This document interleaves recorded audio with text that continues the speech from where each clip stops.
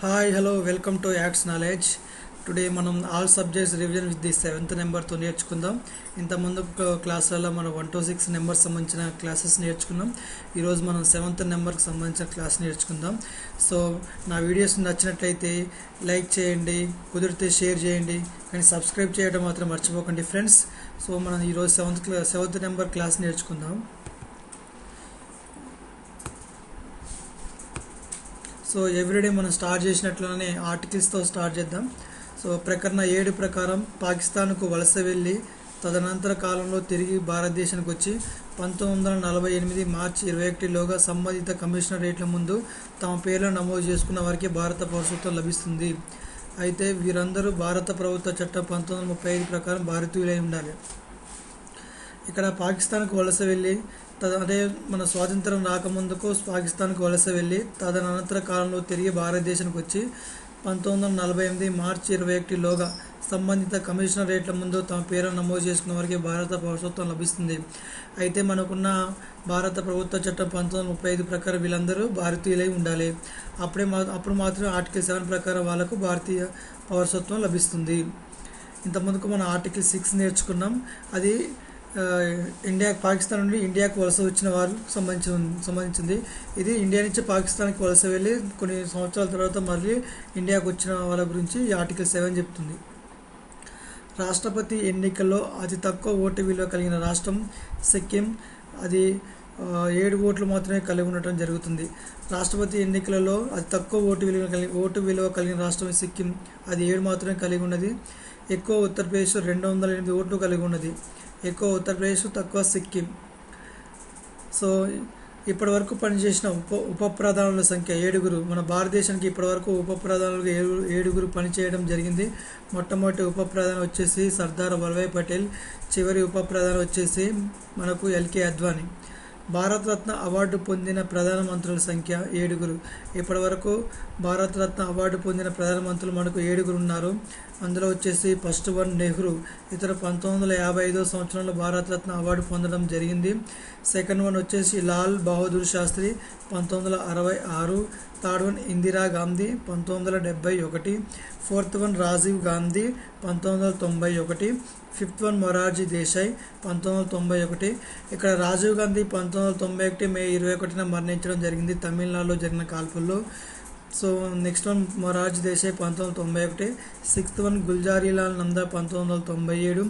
Last one and seventh one Atal Bihari Vajpayee 2015.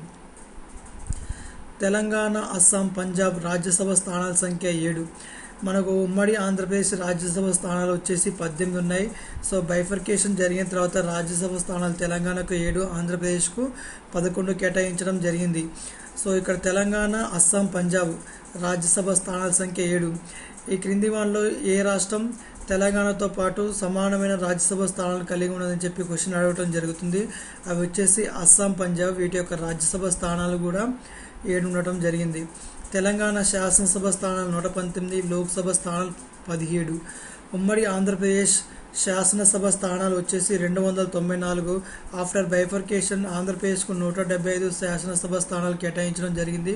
తెలంగాణకు 119 శాసనసభ స్థానాలు కేటాయించడం జరిగింది. ఉమ్మడి ఆంధ్రప్రదేశ్ లోక్సభ స్థానాలు 42. ఆంధ్రప్రదేశ్కు 25 కేటాయించడం జరిగింది. తెలంగాణకు వచ్చేసి 17 లోక్సభ స్థానాలు కేటాయించడం జరిగింది. అదేవిధంగా 2 సభలు కలిగిన రాష్ట్రాల సంఖ్య 7. మనకు 2 సభలు అనగా రాష్ట్రంలో శాసనసభ, శాసన మండలి, ఈ విధంగా 2 సభలు కలిగిన రాష్ట్రాలు మన భారతదేశంలో 7 ఉన్నాయి. అవి వచ్చేసి 1 ఉత్తరప్రదేశ్, 2 మహారాష్ట్ర, 3 కర్ణాటక, 4 బీహార్, 5 జమ్మూ అండ్ కాశ్మీర్, 6 తెలంగాణ, 7 ఆంధ్రప్రదేశ్. 1వది ఉత్తరప్రదేశ్, 2వది మహారాష్ట్ర, 3వది కర్ణాటక, 4వది జమ్మూ అండ్ కాశ్మీర్, 5 బీహార్, 6 తెలంగాణ, 7 ఆంధ్రప్రదేశ్. ఉమ్మడి ఆంధ్రప్రదేశ్ బైఫర్కేషన్ జరగముందుకు 2 సభలు కలిగిన రాష్ట్రాల సంఖ్య 6 ఉండేది. తెలంగాణ, ఆంధ్రప్రదేశ్ రాష్ట్రాలు ఏర్పడిన తర్వాత ఈ 2 సభలు కలిగిన రాష్ట్రాల సంఖ్య 7 కావటం జరిగింది. నెక్స్ట్ చీల మండలంలోని ఎముకల సంఖ్య 7. మనకి ఇంతకుముందు క్లాసులో చెప్పుకున్నాం. చేతిలో ఎముకల సంఖ్య 60, కాళ్ళలోని ఎముకల సంఖ్య 60 అంటే ఒక చేతిలో 30, ఇంకో చేతిలో 30, 30 + 30 60 ఉంటుంది. అదేవిధంగా ఒక కాలుకు ఉన్న ఎముకల సంఖ్య 30, ఇంకో కాలుకు 30, అవి కూడా 60 అవుతుంది. సో ఇక్కడ చీలమండలంలోని ఎముకల సంఖ్య 7. అవి ఎక్కడంటే కాలుకు ఉంటుంది, కింద చీలమండలం ఉండేది, అవి 7. అరికాలలో ఎముకల సంఖ్య 5, కాలు యొక్క వేలుల్లో ఎముకల సంఖ్య 14, కాలులో ఎముకల సంఖ్య 4 ఉంటాయి. అవన్నీ కూడుకున్నట్లయితే 14 + 5 19 + 4 23 + 7 30. సో ఒక కాలుకు ఉన్న ఎముకల సంఖ్య 30, ఇంకో కాలుకు 30, మొత్తం 60 ఉంటుంది. సో గుర్తుపెట్టుకోండి ఫ్రెండ్స్. చిన్న పేగు పొడవు ఇది 7 మీటర్లు ఉంటుంది. పెద్ద పేగు పొడవు 1.5 మీటర్లు ఉంటుంది. ఈ క్రింది వాటిలో అతి పెద్ద పేగు ఏదని చెప్పి అడగటం జరుగుతుంది. అది చిన్న పేగ, పెద్ద పేగ, ఇంకో 2 పేగులు ఇవ్వడం జరుగుతుంది. అది చిన్న పేగు ఎక్కువ పొడవు ఉంటుంది, 7 మీటర్లు ఉంటుంది. మనకు పెద్ద పేగు వచ్చేసి 1.5 మీటర్లు ఉండటం జరుగుతుంది. పాలల్లో కొవ్వు శాతం 7% ఉంటుంది. పాలలోని కొవ్వు 7% ఉంటుంది. మనకు పాలు ప్రపంచంలో పాలు అత్యధికంగా ఇండియాలో దొరుకుతాయి. ఇండియాలో పాలు అత్యధికంగా ఉత్తరప్రదేశ్లో దొరుకుతాయి. మన తెలంగాణలో పాలు అత్యధికంగా కరీంనగర్లో దొరకడం జరుగుతుంది. సో గుర్తుపెట్టుకోండి, పాలల్లో కొవ్వు శాతం 7% ఉంటుంది. ఇండియాలో అత్యధికంగా పాలు లభించే దేశం ఇండియాలో ఉత్తరప్రదేశ్, తెలంగాణలో కరీంనగర్. నవీన ఆవర్తన పట్టికలో పీరియడ్స్ సంఖ్య 7. మనం ఇంతకుముందు చెప్పుకున్నాం. 7 పీరియడ్స్, గ్రూపులు 18. సారీ ఫ్రెండ్స్, ఇక్కడ 14 రాసినాం, సారీ. అది 18 గ్రూప్స్ ఉన్నాయి మనకు. అతిపెద్ద పీరియడ్ వచ్చేసి 6వ పీరియడ్, అందులో 32 ఎలిమెంట్స్ ఉంటాయి.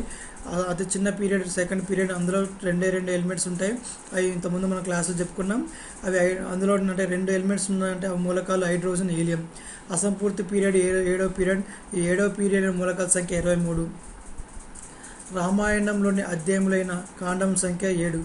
రామాయణంలోని అధ్యాయములను ఏమంటారని చెప్పి అడగడం జరుగుతుంది. వాటిని కాండములు అంటారు.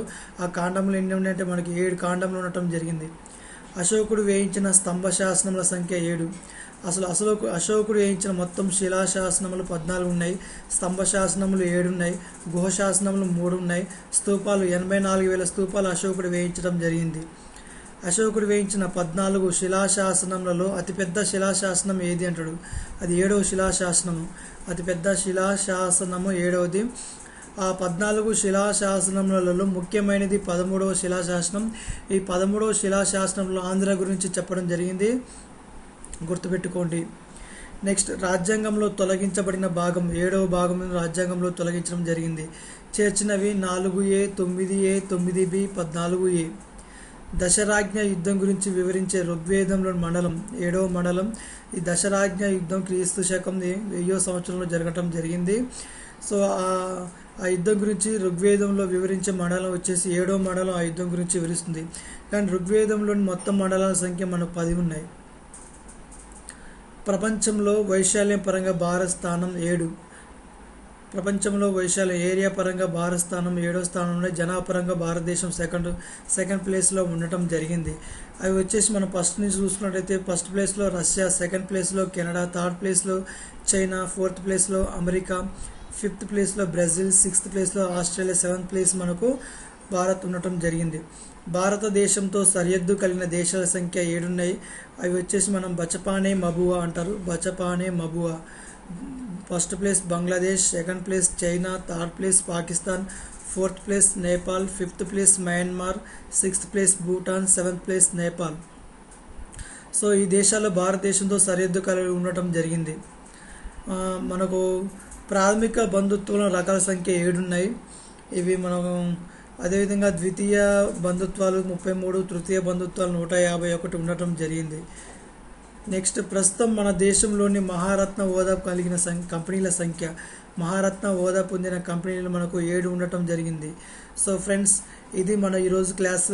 All subjects revision with the numbers 7. Tomorrow క్లాస్లో మనం నెక్స్ట్ నెంబర్స్ గురించి చెప్పుకుందాం. So thank you to one and all.